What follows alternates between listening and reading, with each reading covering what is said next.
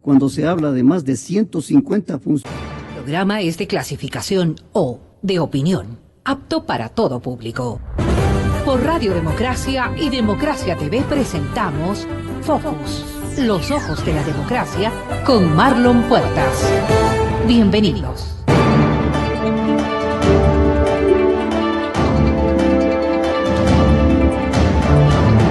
Estimados amigos, bienvenidos a un nuevo programa de Focus en Democracia. Desde los estudios de la Radio Democracia en la capital de la República estamos transmitiendo en vivo por Democracia TV, en YouTube y por Democracia Radio AM 920. Hoy es martes 6 de junio de 2017 y tenemos de invitados a María Paula Romo, doctora en Derecho, abogada, política, y al abogado y politólogo Gabriel Hidalgo también. Con ellos vamos a conversar el tema de moda, el tema de actualidad, el tema de coyuntura que sigue sonando y sobre el que hay tanto que decir. Invitamos también a varios legisladores de Alianza País para que participen de esta conversación. Desafortunadamente están bastante trajinados, bastante ocupados en constantes reuniones. Primero aceptan, luego cancelan. En realidad están un poco tensos, se los ha notado en las últimas horas ante los acontecimientos que ya son de dominio público. El caso de Brecht finalmente parece que reventó.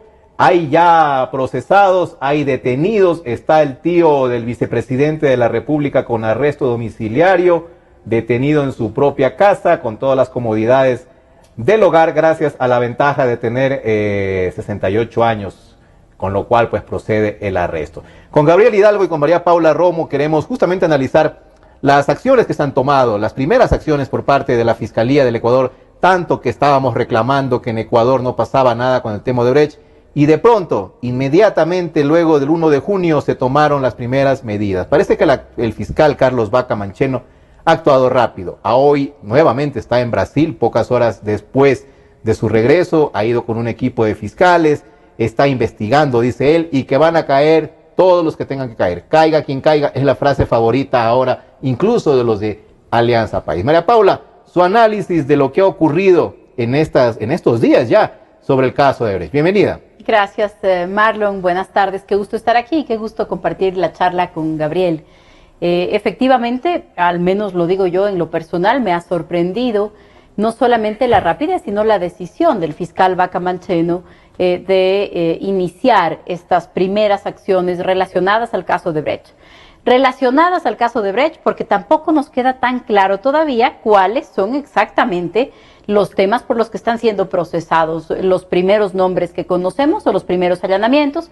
Creo que esto también es importante, es decir, es clave en un momento como estos, que va a ser muy delicado para el país, para el gobierno, para el actual, para el anterior, el que se transparente en todo lo posible lo que está sucediendo. No es un asunto menor el que una de las primeras casas allanadas y uno de los primeros vinculados sea el Contralor General del Estado. El hecho de que sea el funcionario encargado de supervisar el correcto uso de los recursos públicos durante los últimos 12 o 14 años en el país es una muestra muy grave de la descomposición general, no solamente del sistema político, sino además del sistema de control, del sistema de pesos y contrapesos, de todo lo que se supone está creado justamente para lo contrario, para ser el que vigilaba esto. Así que los primeros nombres están ahí. Yo creo que es una buena noticia.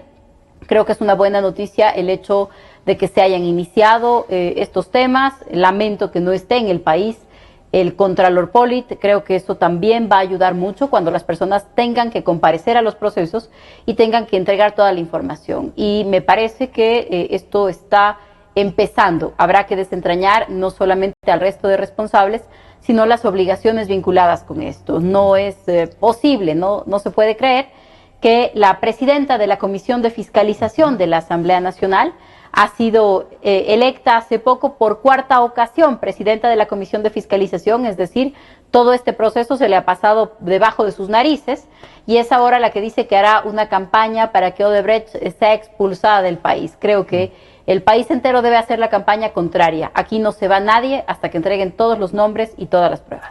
Todo lo contrario, entonces. Primero declaran, primero cantan, primero delatan a sus cómplices, porque finalmente en un negocio a sus contrapartes. así es, hay dos partes, el que da y el que recibe. con favores de por medio. Esto no es gratis, eso hay que entenderlo. Las propinas, como fue calificado en su momento por Rafael Correa, no es por gusto. O sea, hay contratos que se adjudicaron, hay contratos que se ejecutaron, hay sobreprecios que hay que investigar, que justamente de los sobreprecios devienen los montos estos que quedan flotando y que van a parar a destinos que nunca debieron.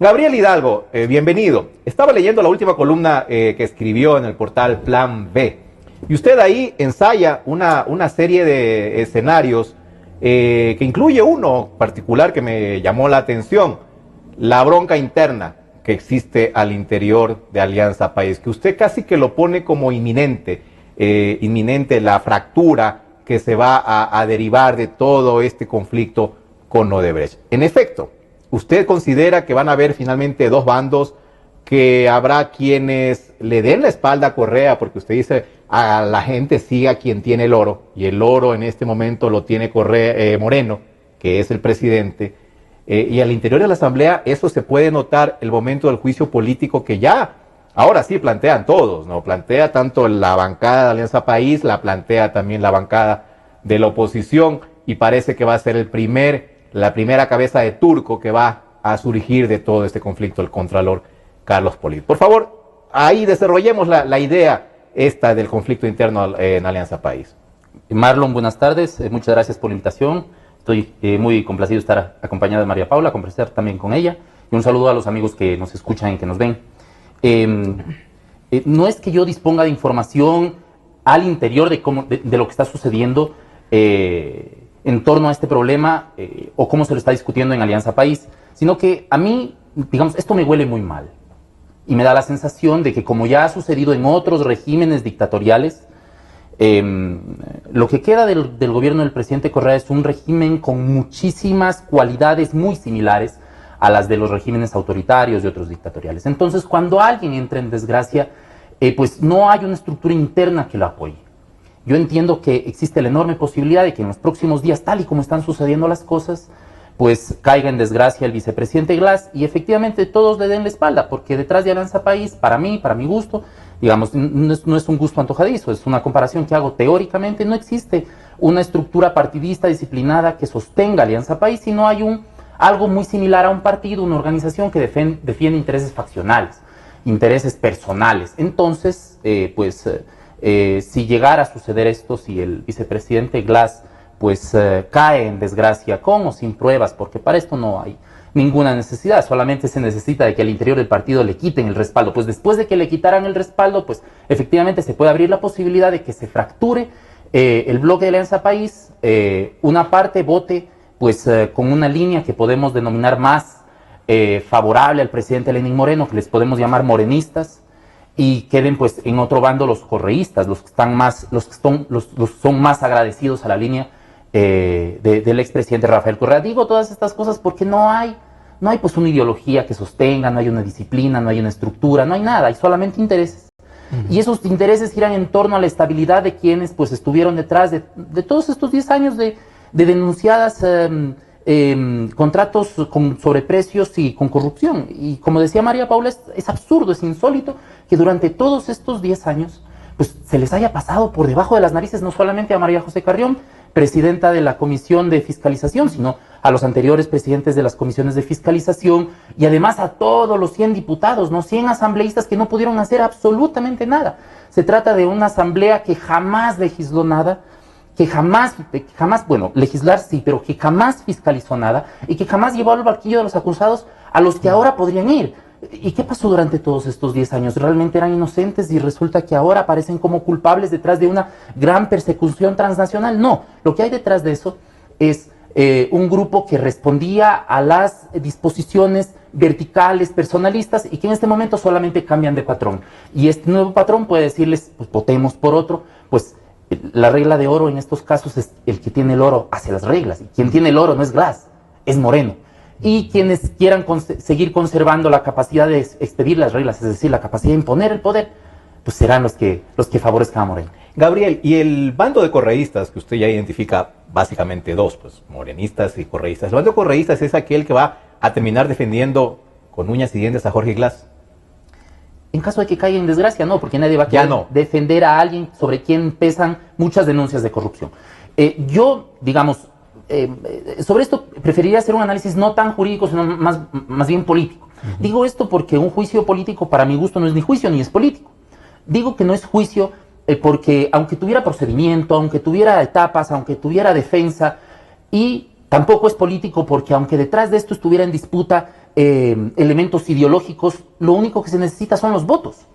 Y con cierto número de votos se puede destituir al vicepresidente Glass declarándolo culpable con o sin pruebas. ¿Y qué tendría que pasar, Gabriel? Porque hasta esta hora hemos visto una posición firme de ni siquiera perturbar a Jorge Glass, ni siquiera llamarlo a declarar al interior del Pleno. O sea, no se lo quiere molestar. Ayer veíamos a Doris Solís, antes cabeza del partido Alianza País, ahora un asambleísta, decir que no hay motivos porque sencillamente él no está vinculado al proceso que se investiga. ¿Qué tendría que pasar para que entonces sí le echen el ojo a Jorge Glass y le digan, vea, señor, venga a dar explicaciones? Bueno, yo también escuché a Silvia Salgado decir, existe la posibilidad de que pueda venir a darnos alguna explicación. Eso significa que al interior ya hay bandos, ya están divididos.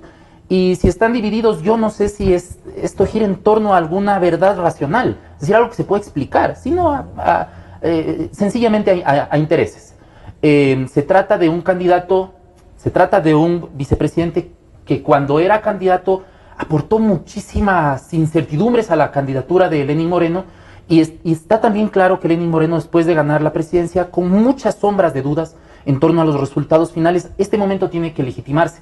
Y no solamente tiene que legitimarse frente a toda la población, sino también a una población que reclamaba transparencia, que no confía en estas mismas instituciones que fueron las que fueron legitimadas por un Congreso, por una asamblea mayoritariamente de Alianza País, que posesionó al fiscal, al contralor, a los principales de las instituciones de control, y que además son socios ideológicos y políticos del mismo Consejo de Participación Ciudadana y Control Social, que ya dentro de poco seguramente estará en medio del ojo del huracán, pues, porque para todos estos, después de pensar en esta frase, ¿no? La frase de que se vayan, ¿cómo es?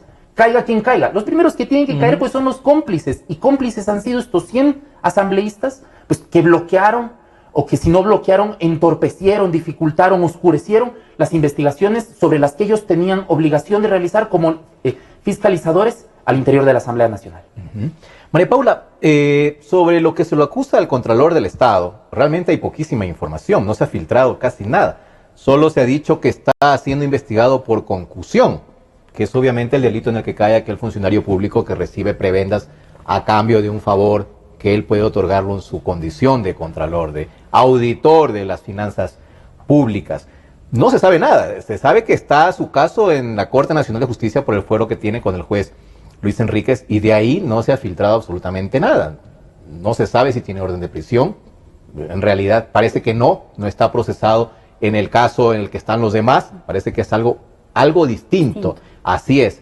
Pero sí se ha filtrado, en cambio, de lo que se acusa al tío del vicepresidente, al señor Ricardo Rivera, y se ha dicho que incluso ha recibido un porcentaje del 1% por contrato que firmaba Odebrecht en Ecuador. Y hasta se ha hecho un cálculo, la fiscal Diana Salazar ha hecho un cálculo ya más o menos de la propina recibida, 13 millones de dólares, solo en contratos de Odebrecht. Que además, ¿cuál era el asunto ahí? Él conseguía o hacía la gestión a nombre de un familiar influyente en el gobierno, que no es otro que Jorge Glass, porque no tiene otro pariente el señor Ricardo Rivera, otro pariente influyente al menos. Esto ya es motivo suficiente, y eso se lo pregunto como abogada, para que Jorge Glass también entre a ser investigado. Sin lugar a dudas, lo que hasta ahora conocemos que es poco, porque además en los allanamientos nos han dicho que se ha encontrado más de $700,000 en efectivo, un cheque de Odebrecht en alguno de los lugares que fueron allanados. Es realmente increíble que tengamos tan poca información. Deberíamos saber en qué casa, vinculado a qué persona ha sido esto, porque efectivamente no podemos en este momento contar con más información.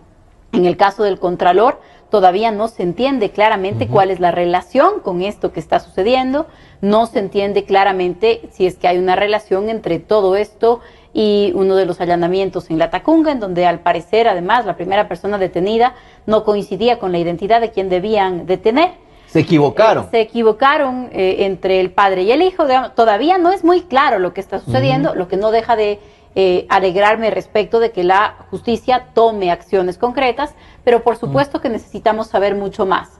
¿De qué delito se les vaya a acusar? Esto es importante.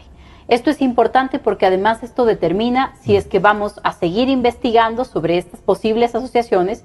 Es decir, por ejemplo, en el caso de Rivera, una cosa es asociación ilícita, otra cosa es delincuencia organizada, por ejemplo, porque en el caso de delincuencia organizada se presume que hay una estructura jerárquica en donde hay distintas personas que tienen un distinto nivel de participación en este presunto delito, y ese distinto nivel de participación a veces hace que en delincuencia organizada, quien por ejemplo está a la cabeza de la organización, sea muy difícil obtener cierto tipo de pruebas, porque no es la persona que directamente ejecuta los actos ilegales, sino que cuando se habla de este delito vamos a tener que descubrir cuál es la mecánica, la dinámica con la que se operaba. Solo por hacer un poco de memoria, en el caso de Pedro Delgado, que tiene incluso pedidos de extradición y demás, el proceso por el que se empezó su indagación fue por falsificación de título, no por temas relacionados, por ejemplo, a la gestión de una institución financiera y que podían haber sido préstamos vinculados en el sistema financiero, que tienen otro nivel de responsabilidad y otro tipo de penas, otros años de prescripción. Entonces, por eso se requiere mucha más transparencia sobre lo que está pasando y lo que está por suceder, porque entendería yo efectivamente que esta es la punta del ovillo. Ahí con Pedro Delgado recuerdo que ocurrió lo que menciona Gabriel Hidalgo, y es que al principio el delito menor en este caso, que era la falsificación de su título, luego fue cayendo en desgracia paulatinamente y se le fueron agravando los delitos. Como un acto de magia, cae en desgracia política, eso repercute en los casos por los que es acusado en la función judicial. Entonces, probablemente algo así pueda ocurrir aquí. Empezamos con un delito menor, asociación ilícita. Así es. ¿Qué pasó? La gente se está preguntando y abogados han preguntado si el señor tenía 13 millones de dólares escondidos por algún lado, ¿por qué no se lo investiga por lavado de activos? Y a quienes podrían estar vinculados con las actividades empresariales, ciertas o ficticias, que den lugar a ese tipo de delito. Por eso creo que va a ser fundamental que tengamos tanta información como esté disponible y que eso significa que sepamos exactamente por qué está procesado cada uno de sus nombres y cuáles son las pruebas con las que se cuenta en cada caso. Que la Asamblea va a reaccionar ahora contra el Contralor, pues está por verse, la responsabilidad del Consejo de Participación Ciudadana, pero además creo que estos de nuevo son solamente síntomas de una falla masiva del sistema. Creo que la discusión va a tener que ser mucho más profunda en el país. No es suficiente saber cuál va a ser la cabeza de turco, aunque ésta llegara a las más altas esferas. Hay una pregunta que me parece no solamente va a tener que atravesar el diseño institucional, sino incluso el financiamiento de la política, el control del financiamiento de la política, el tema del control relacionado al lavado de activos, el tema de la circulación de los capitales en el país. Es decir, esto tiene que ir mucho más allá de 1 o 2 nombres vinculados en presuntas actividades ilícitas, o 12, o 20, o 30. Nos tiene que llevar a preguntarnos sobre el sistema, sobre el diseño institucional y sobre todas las piezas que en ese sistema hicieron agua hasta llevarnos a este momento. Y yo solamente agregaría algo a lo que hace un momento comentaba Gabriel. Esto puede tener una resolución en todos los escenarios, es terrible, es doloroso para el país el ver un nivel de descomposición así. Es por lo que ya han pasado Brasil, es por lo que ya pasó Colombia, es por lo que ya pasó Perú. Creo que a pesar de ser tan grave enfrentarse a una realidad de esta descomposición, es mejor que tratar de meterla debajo de la alfombra, que es lo que hizo hasta el último día el expresidente Rafael Correa. Pero si bien se puede resolver esto también como un asunto de lucha contra la impunidad, de reforma institucional, de cuestionamientos al sistema, también se puede resolver como un asunto de peleas internas, y eso no va a ser sano para el país. Creo que hay que también poner atención en cuál es el papel que va a jugar el expresidente Correa. Hoy mismo ha publicado un editorial en el diario El Telégrafo, en donde reclama la creación de un frente anticorrupción, en donde reclama algunos de los abordajes al caso Odebrecht. El propio hecho de que el expresidente no se haya aguantado en silencio ni 15 días después de terminar su cargo es una señal de la debilidad institucional. En muchos países, como una regla mínima, como una regla de comportamiento, de convicción democrática, de tregua con el presidente que acaba de llegar, los presidentes salientes mantienen silencio, se van del país por 6 meses, por 1 año, por 2 años.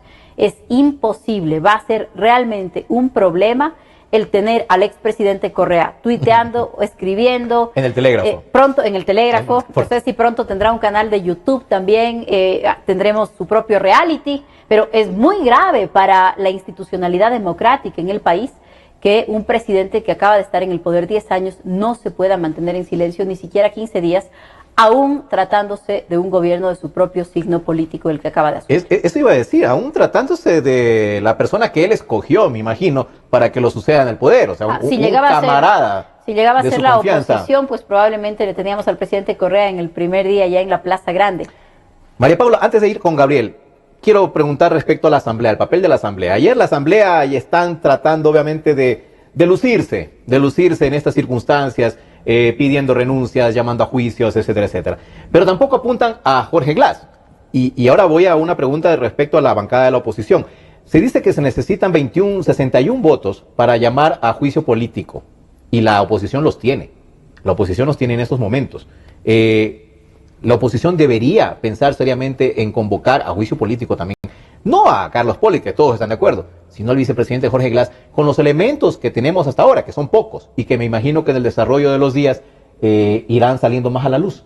Sí, yo creo que en este momento existe información suficiente, no solamente para que la Asamblea vaya adelante con un juicio político a Poli, sino efectivamente al actual vicepresidente Jorge Glass.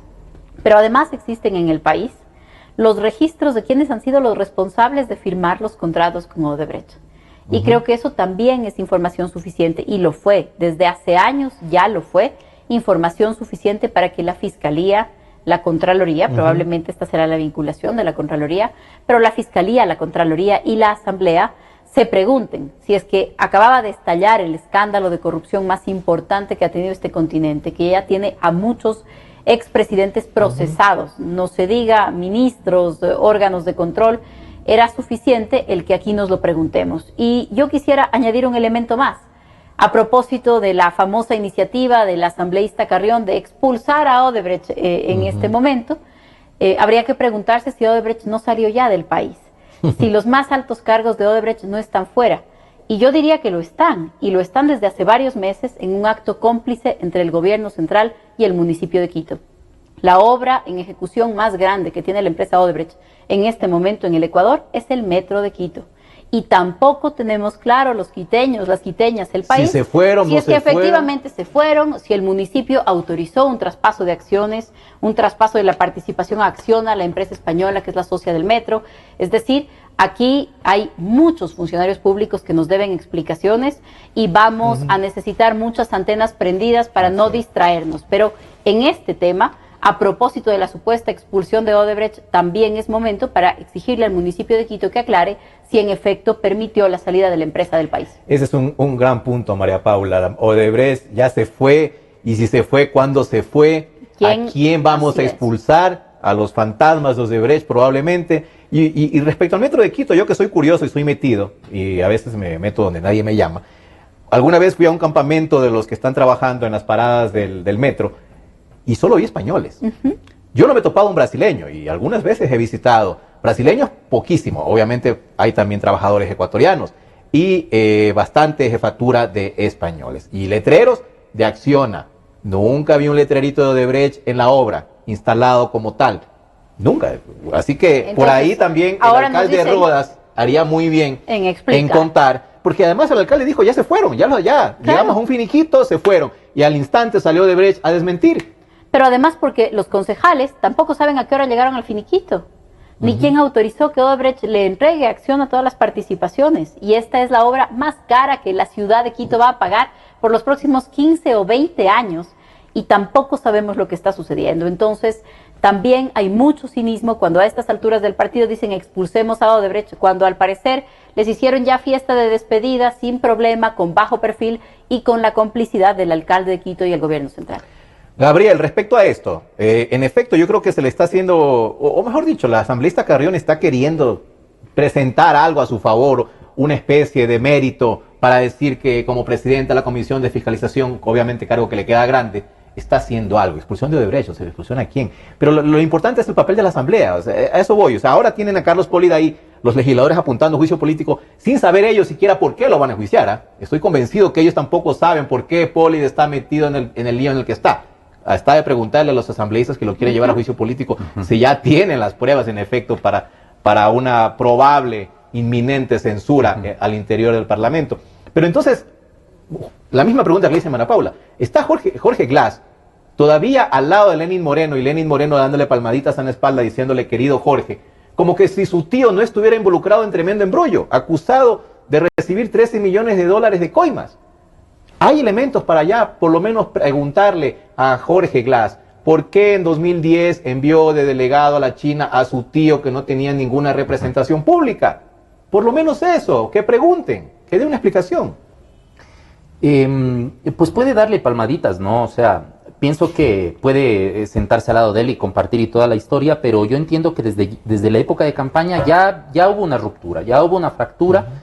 Entiendo que no era un buen candidato al actual vicepresidente Glass. Entiendo que también, y algunas de estas cosas pues se decía como comentarios de pasillo, que el actual presidente Moreno prefería a alguien más como candidato. Pero bueno, digamos, estamos hablando de política y yo entiendo que tal y como están las cosas, seguramente se lo querrá quitar de encima. Al menos disminuirle facultades, al menos quitarle protagonismo. Yo no sé si pedirle la renuncia, no estoy seguro, pero a mí me parece que lo más conveniente en este momento es que se ausente de sus funciones el vicepresidente Glass para poder permitir una investigación idónea, ¿no? Que no esté influida por un alto cargo de la política. Una licencia. O una licencia, bueno, qué sé yo. Pero esto es un poco más complejo. María Paula decía algo, tomaba en cuenta la opinión del presidente Correa de hoy publicada en el Telégrafo, y a mí me hace muchísimo ruido en la cabeza este comentario de ceder soberanía, de ceder en materia de institucionalidad que dice el presidente Correa.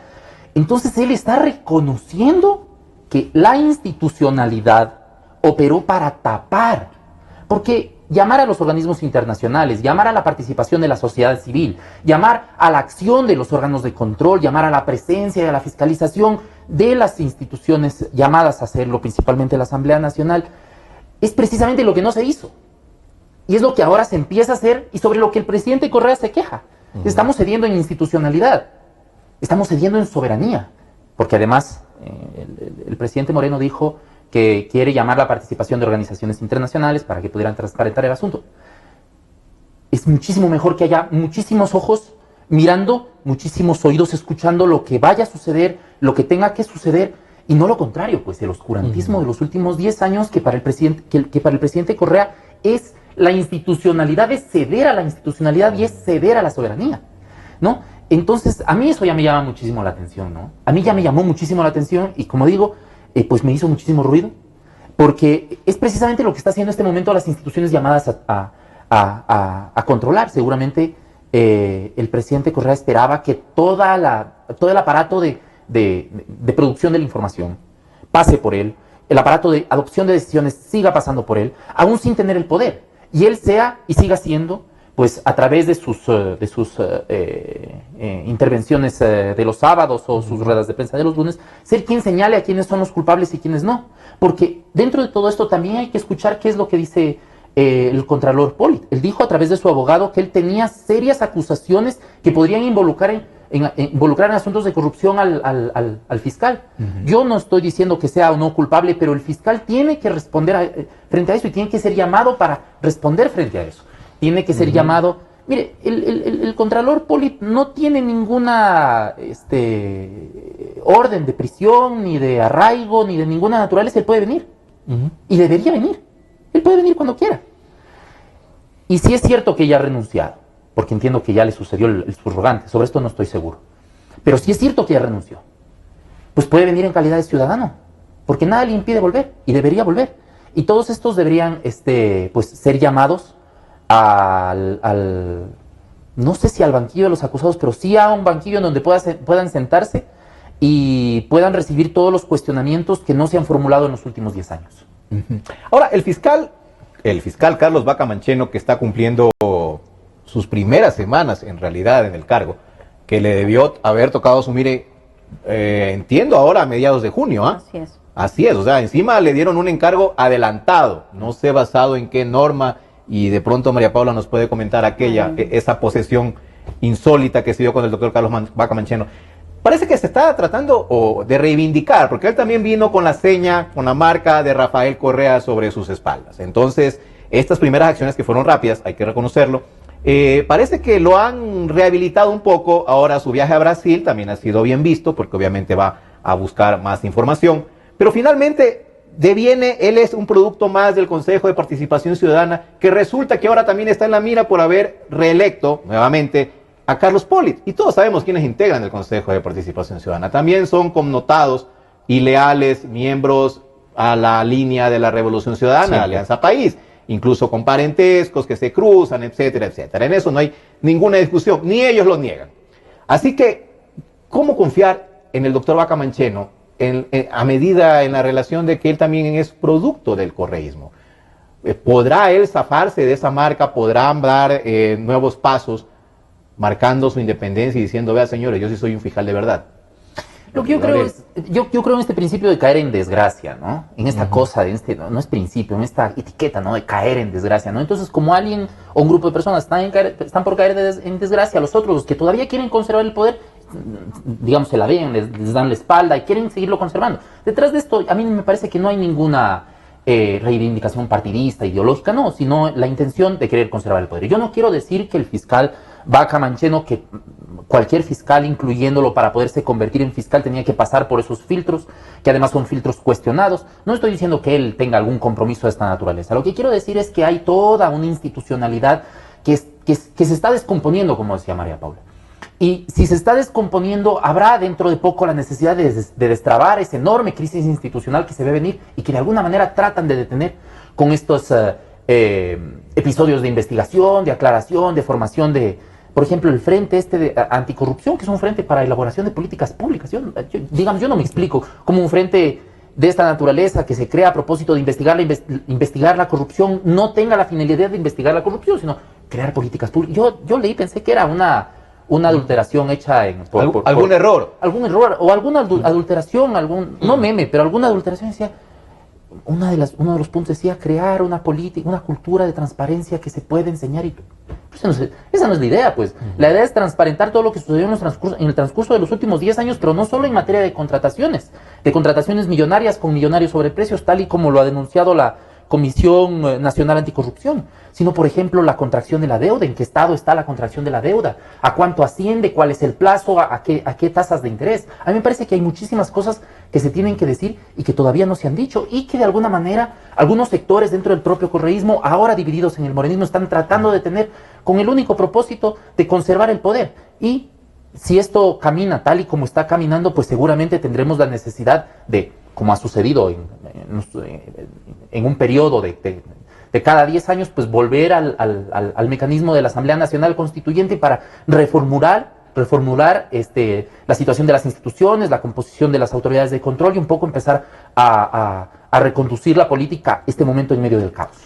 Paula, ¿a dónde nos puede conducir todo esto? ¿La institucionalidad correísta puede implosionar, destruirse por dentro y que sea esta más bien la oportunidad de hablar de eso, de la cooptación de funciones que eran en su momento pensadas para darle espacio a la participación ciudadana, al control social? Hasta se pusieron esos títulos que obviamente no se han ejecutado, no se han cumplido, y más bien sirvió para crear un modelo de cooptación de funciones, de poderes, que ahora estamos viendo los resultados.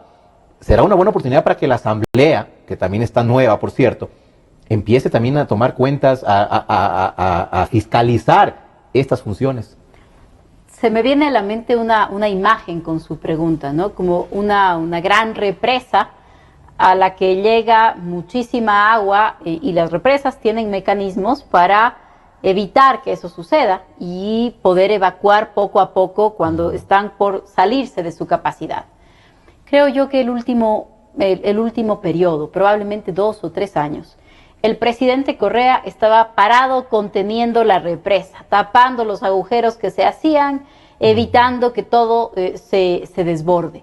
Y me parece que tenía que suceder. Lo que ha pasado este fin de semana, probablemente relacionado solo a Odebrecht, tal vez a algo más, tenía que suceder. Y en ese momento, lo que me parece también que estamos viviendo y vamos a vivir es ese gran desbordamiento, porque no solamente es un funcionario relacionado con Odebrecht, sino qué hizo la Asamblea o qué dejó de hacer, qué hizo el Consejo de Participación Ciudadana o qué dejó de hacer, qué tan legítimos son los concursos, cómo va a ser la Asamblea para ahora hacerle un juicio político al Consejo de Participación Ciudadana. Si están los esposos son asambleístas, las esposas son asambleístas, hay una relación endogámica entre las funciones. ¿Cómo vamos a explicar ahora la cantidad de homenajes que se hicieron entre ellos? ¿Cómo vamos a explicar cuántos se condecoraron hace algunos meses? Entonces, me parece que procesos que en otras circunstancias están dentro de la institucionalidad, incluso la salida de un alto funcionario, un juicio político, hoy va a ser como la grieta por la que todo va a empezar a desbordarse. Ojalá por el país, el actual presidente Moreno pueda darle algún cauce a esto, porque el país no debería caer en la anarquía. Ojalá el sistema político pueda aprender lecciones, y creo que una de esas lecciones probablemente tiene relación con una pregunta que ahora usted le hacía a Gabriel sobre el comportamiento del fiscal Vaca. Ojalá Vaca Mancheno nos demuestre que a pesar de sus simpatías o sus afinidades políticas es capaz de hacer su trabajo, porque yo soy una convencida de que si en estos mismos 10 años cada una de las personas en los lugares donde les correspondieron estar era capaz de hacer su trabajo, independientemente de su afinidad política, si me toca ser juez, soy juez y cumplo con mi trabajo. Si me toca estar en la asamblea, independientemente de ser colega de partido político, si así es el sistema político en cualquier lugar del mundo. Pero si yo estoy en la asamblea, me corresponde fiscalizar y hacer un contrapeso. Si yo estoy en la Corte Constitucional, hay un papel que tengo que cumplir. Si estoy en la Contraloría, hay un papel que tengo que cumplir. Y para eso no se necesitan pues polígrafos para ver quién le cae bien o quién le cae mal, sino que cada uno se tome en serio el papel que le toca jugar en la democracia. Y me parece que eso es lo que va a hacer implosión en estas semanas, y ojalá por el bien del Ecuador, Moreno sepa darle un cauce a este tremendo vendaval que empieza a darse en el Ecuador. Eso es lo que han prometido estas autoridades al momento de tomar posesión de sus cargos, además. Ojalá ellos no niegan sus simpatías, no lo han hecho, por lo menos tienen esa dosis de sinceridad, pero sí han dicho que van a cumplir cabalmente las funciones para las que han sido designados, y eso es lo que está por ver. Ahora, mira, Pablo, a mí me queda un poco la duda de si Moreno será capaz, en efecto, de llevar a cauce este desbordamiento. O sea, parece más bien, al menos en las declaraciones que ha dado, que él quiere más bien esquivarse del vendaval, que no lo vaya a afectar a él, para él más bien dedicarse a lo que tiene que dedicarse, que ya es bastante, además, la crisis económica, un país con un déficit terrible, una deuda pública, pago de sueldos a fin de mes que no le alcanza la plata, tiene que endeudarse nuevamente para poder pagar, etcétera. La verdad es que tiene bastante como para dedicarse a tratar de un poco controlar el temporal. El expresidente Correa ha dicho que sería de una gran ingenuidad pensar que todas estas detenciones son el producto de 15 días de trabajo, ¿no? Que hay mucho que está sucediendo desde hace meses. Y efectivamente hay mucho que está sucediendo desde hace meses, y hay exigencias en el país que llevaban muchísimo tiempo de controlar esto. ¿Qué ha cambiado entonces en esos 15 días? Yo creo que lo que ha cambiado en esos 15 días es la voluntad política, o al menos la decisión de no seguir barriendo la basura bajo la alfombra. Y esa sí le corresponde al presidente Moreno. No tendrá que ser él, no va a poder ser él, pues el que decida las detenciones, no le corresponde. Pero cuando desde el Ejecutivo, un Ejecutivo tan poderoso como el que hemos estado acostumbrados en estos años, cuando desde el Ejecutivo se deja a las instituciones hacer su trabajo, eso ya sería suficiente. Con eso ya Moreno daría un gran paso hacia adelante para darle causa a esto de lo que estamos hablando, que permita que las otras instituciones hagan su trabajo en lugar de dar una línea distinta. Veamos qué pasó hace un mes con el primer detenido de Odebrecht, porque el primer detenido de Odebrecht resulta que no son los de este fin de semana, sino el exministro Mosquera. Sí. ¿Quién fue el juez? ¿Quién fue el defensor? ¿Quién fue el abogado defensor del exministro Mosquera? Rafael Correa. Manipulando además la información. Fue Rafael Correa, con información que hoy sabemos que no es cierta, el que salió a la prensa y elaboró lo que los abogados conocemos como la teoría del caso. Él fue el que salió a la prensa y dijo, miren, este es un acuerdo entre privados, las fechas no coinciden, no se relaciona con Odebrecht, y es un asunto tributario. Casi lo sueltan, casi lo dejan en libertad. Estuvo tan bien elaborada la teoría del caso que la defensa del exministro Mosquera fue su derecho a no autoincriminarse, guardar silencio. Claro, ya no necesitaba decir nada si el presidente Correa le dio diciendo. Claro. Entonces, hay un gran contraste entre un presidente que se declara defensor del primer detenido de Odebrecht y un presidente que dice que se investigue y que caigan todos. Esa es la línea que me parece debe ser la correcta para el presidente Moreno. No necesita ser él, pues el que lleve adelante ni las investigaciones ni los allanamientos, pero debe permitir que la institucionalidad o esta incipiente, débil, cooptada institucionalidad funcione. Ese sí es su papel, tiene que permitir que eso suceda. Y creo que eso va a estar directamente relacionado con todos los otros temas que le deben quitar el sueño. Si es capaz de darle confianza al país, si es capaz de darle confianza al sector privado, si es capaz de demostrar que está dispuesto a cumplir las reglas y hacer que el resto la cumplan, me parece no va a solucionar eso por sí solo el problema económico, pero habrá mejores condiciones para que eso se dé. Así que creo que su actuación frente a estos temas va a ayudarle a enfrentar los otros problemas que tiene él y que tiene el país. Sería un punto para Moreno en todo caso. Gabriel, se está diciendo bastante que estas detenciones y estos procesamientos contra estas personas es más o menos el precio que hay que pagar para tapar el resto del escándalo, para no ir a las cabezas, a los verdaderos peces gordos, que no son las personas que están ahora siendo procesadas. No sé su opinión. Igual que María Paula, yo confío también en las instituciones. Y si la incriminación empieza por pequeños rastros, por involucrados de poca monta, y eso conduce a los auténticos responsables, pues hay que confiar en el sistema de investigación penal, en los jueces, en los fiscales, hay que confiar.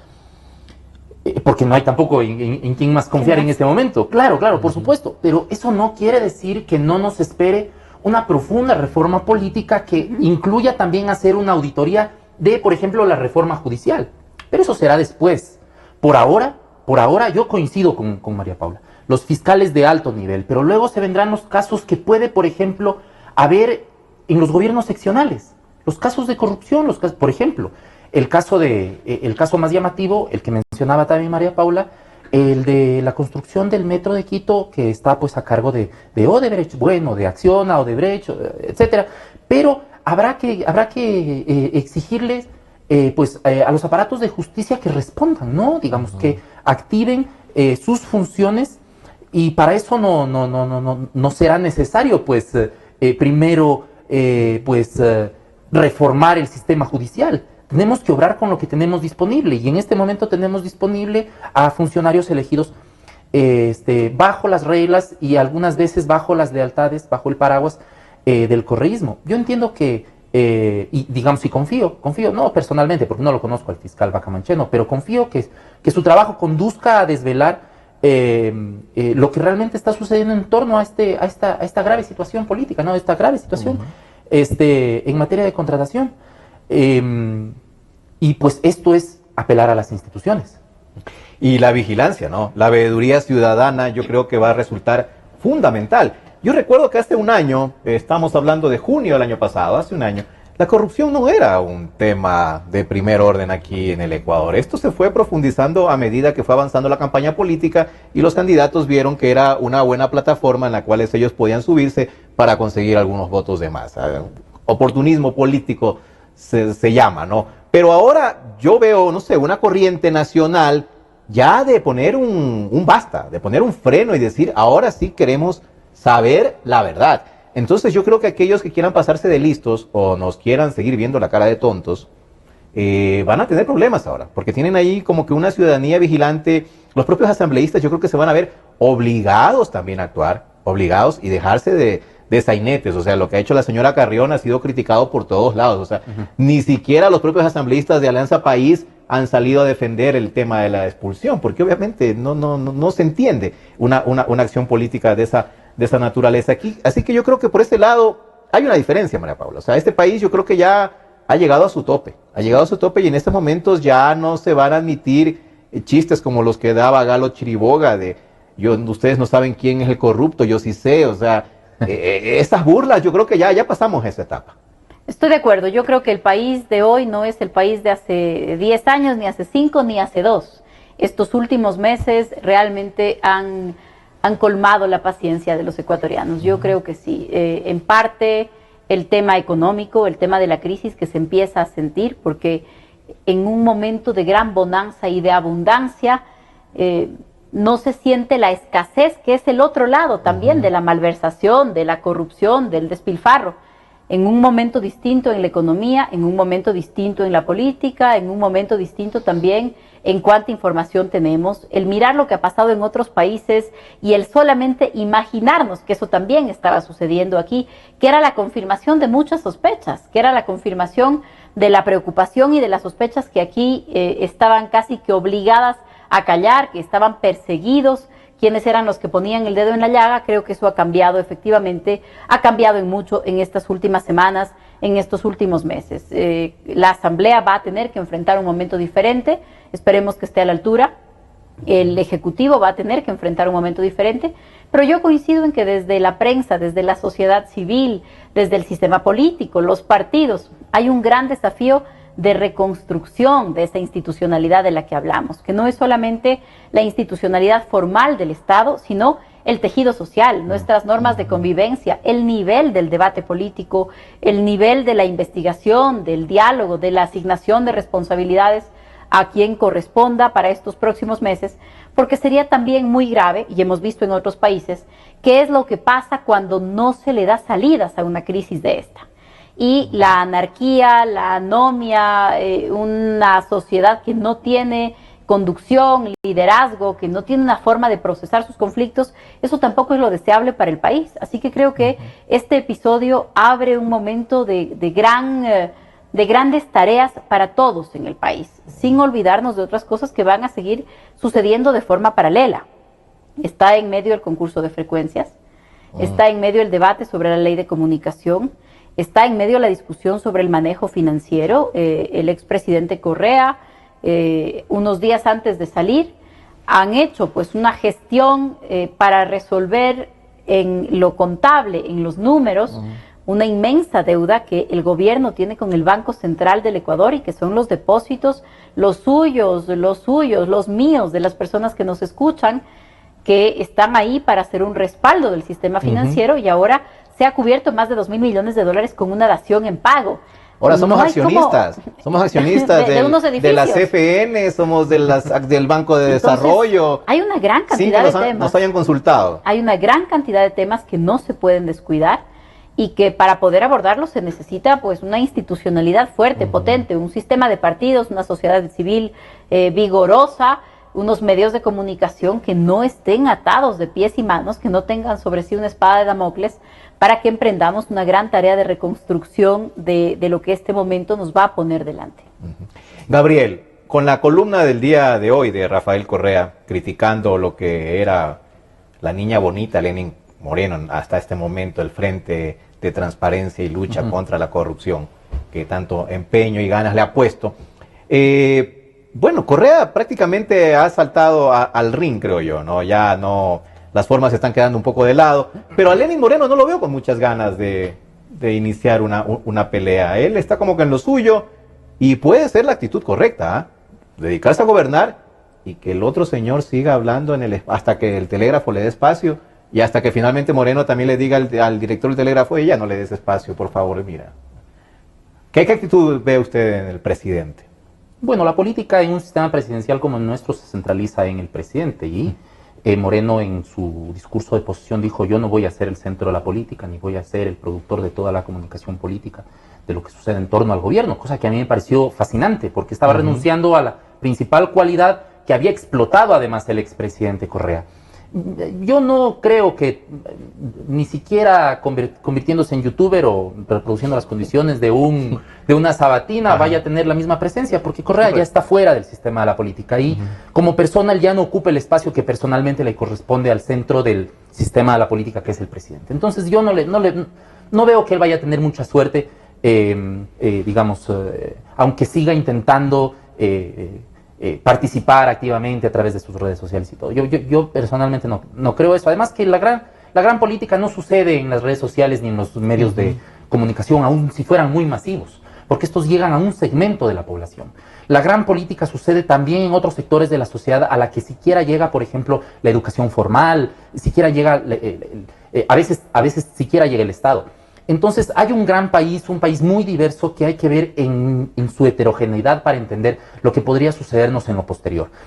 Yo diría que Correa ya perdió su espacio, ya no es este momento representativo, el representativo es Moreno, le dará la espalda y también a su Delfín. Yo entiendo que por las cosas como sucedieron, nuevamente digo, no tengo información del interior de cómo funciona Alianza País, pero por ejemplo, cuando sucedió el terremoto crearon una frente para la reconstrucción, siquiera me acuerdo cómo se llama, y estaba, digamos, liderado principalmente por Clas, precisamente en la circunscripción territorial, en la tercera circunscripción territorial más importante en términos de votos.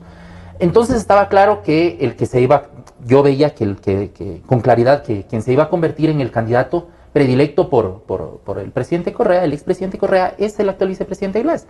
De hecho, en las encuestas no se ubicaba bien él y tuvieron que escogerlo al exiliado, autoexiliado en Ginebra, porque de alguna manera empezaba a ensombrecer la imagen de Correa criticando su política frente a los medios de comunicación o de control a los periodistas y a la actividad de los medios de comunicación, de tal forma que yo pienso que las cosas no van a suceder como creemos que podrían suceder en presencia del presidente Correa, sino con una nueva dinámica. Y pienso que Moreno no debería marginarse de lo que pueda suceder, porque ese es el gran desafío para poderse legitimar como un nuevo liderazgo, ¿no? Pienso que él debería darle, ahora sí, como no ha sucedido en los últimos 10 años, un gran protagonismo a la sociedad civil. Requerir la presencia de la Comisión Nacional Anticorrupción para que participe de alguna forma o que participe libremente y que pueda ventilar las acusaciones y los documentos que han recopilado durante todo este tiempo libremente, pero que llame también a toda la sociedad civil para que participe en una gran recomposición de la institucionalidad de la sociedad civil. Yo coincido en este sentido con María Paula, porque no solamente son las instituciones formales las llamadas a participar en la reconfiguración de las condiciones de la política, sino también además una sociedad civil que ha sido permanentemente perseguida, ¿no? Las organizaciones de maestros, las organizaciones de profesionales, las organizaciones de estudiantes tienen que reaparecer en este momento, porque además se ha creado un espacio en el que pueden volver a ocupar un lugar en donde su voz pueda ser escuchada, o al menos eso es lo que ofreció el presidente Moreno en su discurso de posesión. Y si es fiel a su discurso de posesión, porque además tendrá que, digamos, como he sostenido en otras columnas, liquidar su genética correísta, porque en su genética correísta está precisamente la persecución a las organizaciones de la sociedad civil autónomas del régimen, pues darles un espacio, y en ese espacio precisamente está toda la sociedad civil que durante todo este tiempo no ha tenido un lugar para poder manifestar su voz. Solamente quiero concluir con el llamado que hizo el presidente José Serrano, el presidente de la legislatura, pues en el mismo tono, ¿no? Diciendo, vamos a crear las condiciones para que la sociedad civil pueda manifestarse y pueda presentar sus denuncias en contra de Odebrecht. Bueno, no es solamente Odebrecht, es un montón de causas más, pero vamos a crear esto. Y lo dicen al mismo tiempo que han perseguido a otros actores de la sociedad civil. Quiero referirme, por ejemplo, a Fernando Villavicencio, que además ha publicado cantidades y cantidades de documentos que podrían ser utilizados para cualquier investigación, digamos, y procesados judicialmente, ¿no? Y lo mismo han perseguido a la Comisión Nacional Anticorrupción, y lo mismo han perseguido a otros actores, digamos, quitándoles una voz que en este momento quieren dar. De tal forma que aquí hay una contradicción que es insalvable en estos casos, pero que, digamos, debería ser, digamos, yo pienso que es el gran momento de la reconciliación para crear el espacio en donde la sociedad civil pueda volver a tener un espacio. Paradójicamente, el acusador de la Comisión Nacional Anticorrupción era el contralor Carlos Pollitt, y ya vemos la situación en la que se encuentra ahora. Así es la política. Para concluir, María Paula, ha mencionado Gabriel a José Serrano, presidente de la Asamblea, que en su discurso del 24 de mayo, se declaró un ferviente correísta más, diferenciándose mucho el discurso de Serrano al de Lenín Moreno. Así que por ese lado yo creo que en lo que dice Gabriel, Correa tiene un aliado muy, muy fuerte en la Asamblea Nacional.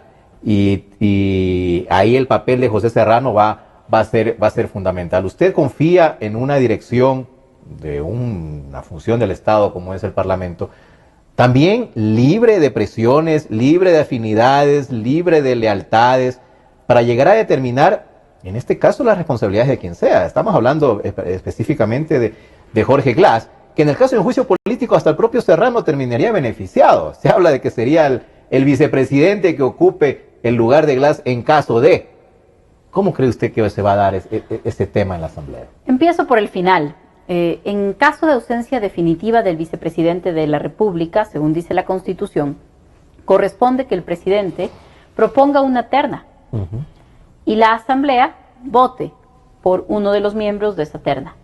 Si la Asamblea no elige a nadie en 30 días, se entiende que el próximo vicepresidente o vicepresidenta será quien encabece la terna. Entonces, no existe tal acto de sucesión automática que podría llevarle... Que se daba hasta el 98. A uno, así es. Correcto. No existe tal sucesión automática que podría hacer que Serrano esté muy cerca del Ejecutivo. Eso no existe en la Constitución. En realidad, es el presidente Moreno, o cualquier presidente, según esta Constitución, quien podría proponer los nombres para que le acompañen en el Ejecutivo. Así que eso por ese lado, tranquilos. Así es. Por otro lado, efectivamente, a Serrano le va a resultar muy difícil el cambio de traje o el cambio de sombrero en cuestión de unas pocas semanas. Ha sido durante mucho tiempo el hombre duro del presidente Correa. Si es que uno mira, por ejemplo, la solicitud de amnistía que ha sido presentada a la Asamblea Nacional, no resulta menos que paradójico que la tenga que recibir Pepe Serrano, cuando probablemente la mitad o más de la mitad de los procesados han sido procesados por él.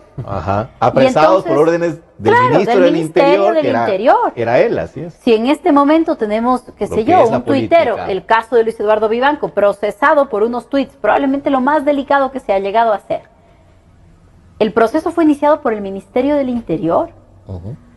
Es el Ministerio del Interior el que ha sido el encargado durante estos años, bajo el mando de José Serrano, de la política de represión del gobierno de Correa, de represión a la sociedad civil, de ejecutar esas cosas. Entonces, va a resultar muy difícil que de pronto Serrano logre hacer este cambio. Y el cambio no solamente se remonta a su gestión como ministro del Interior, sino, como bien usted dice, a su discurso del 24 de mayo. Ahora, también podría ser que las opiniones estén en un momento de muy rápido cambio. José Serrano, en el discurso del 24 de mayo, que parecía que él recibía el gobierno, ¿no? Parecía porque así. Él se lanzó un discurso sobre las maravillosas condiciones en las que se recibía en el país, cosa que no dijo Moreno. Moreno no habló de ninguna maravilla, tampoco habló de las dificultades. Tal vez lo más cercano que hizo para referirse a las dificultades fue hablar de mantener la dolarización y de una política de austeridad, que creo que es la pequeña alusión a las dificultades. Pero si fuera por José Serrano recibió en sus manos un país en extraordinaria situación. Y no solamente eso, sino que habló de la necesidad de controlar redes sociales. Además, sí. Unos pocos días después nos enteramos que el presidente Correa, la noche del 23 de mayo, todavía era presidente. El entonces presidente Correa había dejado propuesto un proyecto de ley para controlar las redes sociales. En su discurso, Moreno dio una impresión y un mensaje totalmente distinto. Y unos pocos días después, Serrano dijo, no es una prioridad. No es una prioridad para la Asamblea, cuando el 24 de mayo él fue el que puso el tema sobre la mesa. Veamos entonces si es que en este periodo vamos a tener al José Serrano, ministro del Interior, que ha perseguido, ha procesado y ha sido el encargado de la mano dura del gobierno de Correa. Veamos si vamos a tener al José Serrano del discurso de la mañana del 24 de mayo, en donde recibía el país en extraordinarias condiciones y le habló de su divina presencia al presidente Correa. Parafraseó una canción, lo comparó con el Che, le habló de su divina presencia. Vamos a ver si es ese José Serrano el que vamos a tener en los próximos meses, o vamos a ver si es el José Serrano de los últimos días que quiere llamar a juicio político a Politi, que va a viajar a Brasil para que caigan todos los vinculados. Creo que tenemos algunas versiones de José Serrano, todas, me refiero solamente a las versiones del último año, y que todavía nos falta por ver cuál es la versión que va a presidir la Asamblea Nacional. Bueno, se nos acabó el tiempo. Quiero agradecerles por su presencia, por sus comentarios, por sus análisis que son necesarios ahora más que nunca. Realmente hay que ir descifrando las cosas que van ocurriendo aceleradamente, creo yo, ¿no? Aceleradamente están dándose cosas que era lo que el país demandaba. Pero de todas maneras se necesita luz, se necesita transparencia en las opiniones, y eso es lo que intentamos aportar desde este espacio, para que después no nos quieran jugar, ¿no? con estas tretas que normalmente han utilizado para aparentar que se hace justicia, cuando en realidad también se está intentando nuevamente prolongar la impunidad, y la impunidad de los peces gordos, que es lo que normalmente ha ocurrido aquí en Ecuador. Así que gracias María Paula Romo, gracias a Gabriel Hidalgo, y gracias a ustedes, amigos, por su atención. Nos veremos en el próximo programa. Hasta entonces.